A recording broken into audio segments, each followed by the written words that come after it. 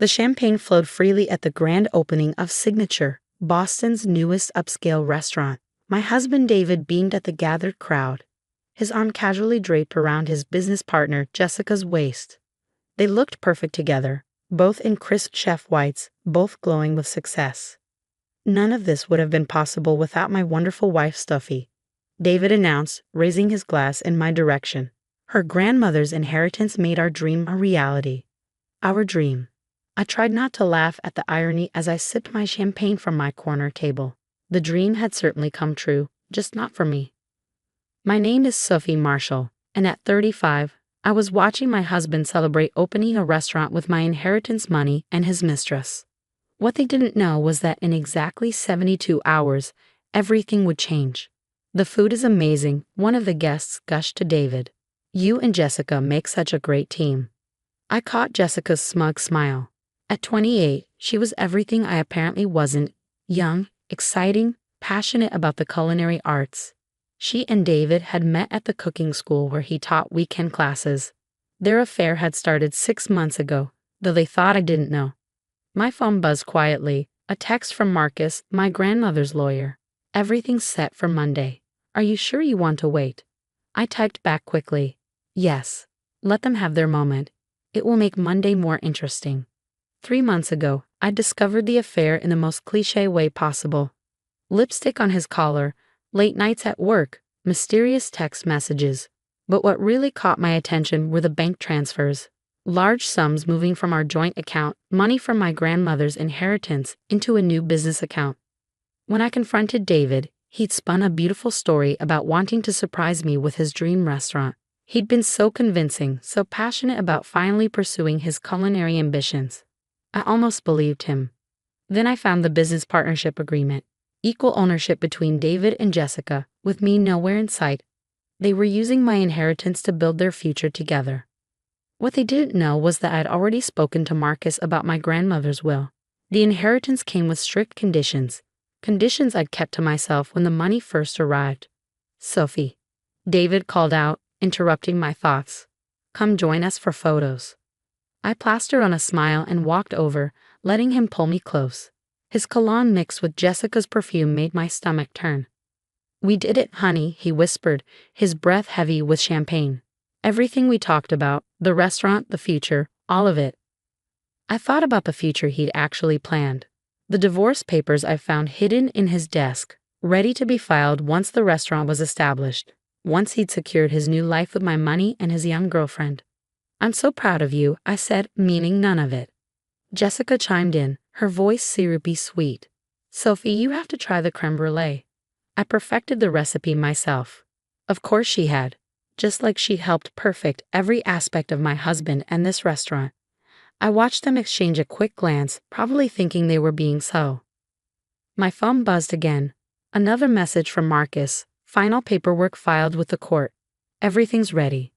I excused myself to the bathroom, needing a moment alone. In the elegant powder room, I stared at my reflection and thought about the day 3 months ago when I'd learned the truth about my grandmother's inheritance. "The money comes with conditions," Marcus had explained, showing me the detailed clause in the will. "It must be used for the specific purpose your grandmother intended, to start your own business, not fund someone else's." I'd inherited not just money, but my grandmother's business acumen. She'd built a successful chain of boutique hotels from nothing, and she wanted me to follow in her footsteps. The inheritance was meant to be my startup capital. What happens if the money is misused? I'd asked Marcus. His smile had been grim. Then everything reverts to the contingency plan. The money, any assets purchased with it, all of it transfers to a trust under your sole control. Your grandmother was very specific about protecting her legacy.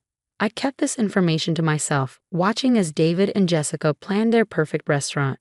Every decision they made, every contract they signed, every piece of equipment they bought with my inheritance, it was all building evidence for Monday. Back at the party, David was giving tours of the kitchen. State-of-the-art everything, he boasted to the guests. Only the best. Only the best of my grandmother's money, I thought, watching him show off the expensive equipment that would belong solely to me in 3 days. "The wine cellar was Sophie's idea," he continued, leading people downstairs. She has excellent taste. Another lie. I had nothing to do with the wine cellar. That had been Jessica's pet project, filled with expensive bottles purchased with my money. I mingled with the guests, playing my part perfectly. The supportive wife, so proud of her husband's achievement. If they noticed my hands shaking slightly, they probably attributed it to emotion. You must be so excited. One of David's culinary school friends said. He's talked about opening his own restaurant for years. It's definitely a dream come true. I replied, watching Jessica adjust David's collar with familiar intimacy. Everything is exactly as it should be. Later that night, as the party wound down, David was too drunk on success and champagne to notice my quiet observation. He and Jessica kept finding excuses to touch each other, to share private smiles, to whisper about their triumph. Stay at Sarah's tonight, he told me as the last guest left.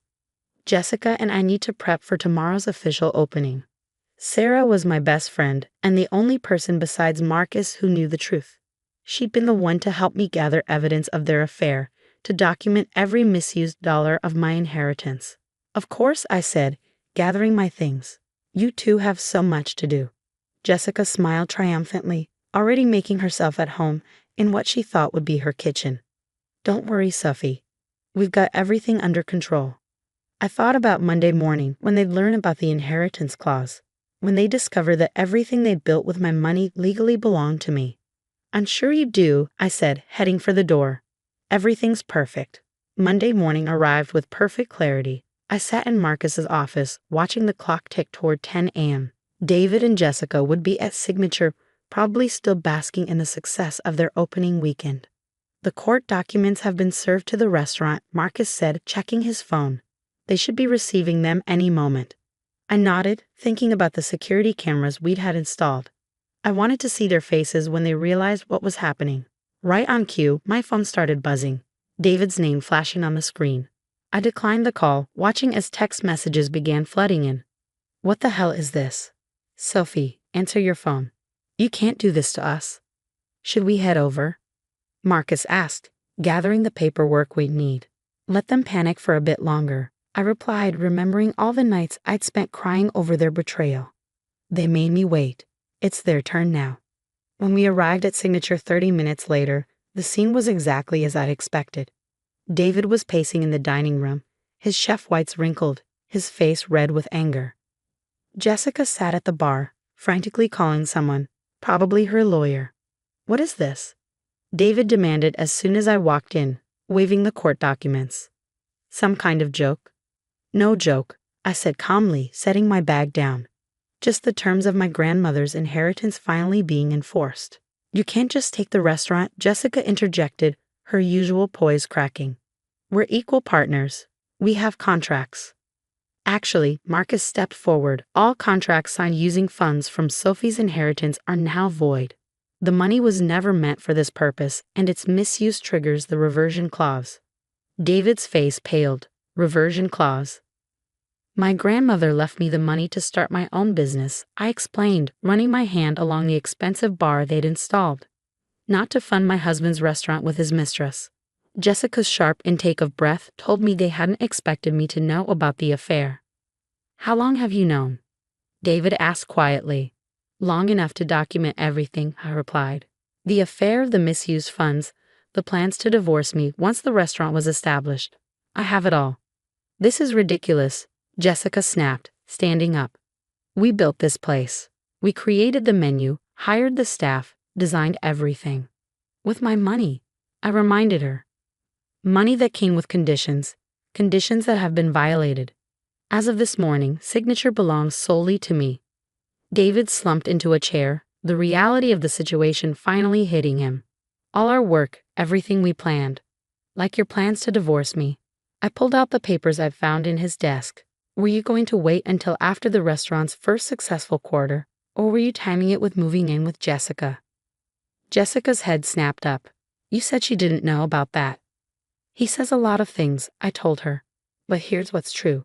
This restaurant, everything in it, all the equipment you chose, the wine cellar you stocked, it's all mine now, legally and irrevocably. Marcus started distributing more documents, official ownership transfers, Management changes, everything needed to establish my complete control. You can't just take it, David tried one last time. We have reservations, staff depending on us. The restaurant will stay open, I assured him.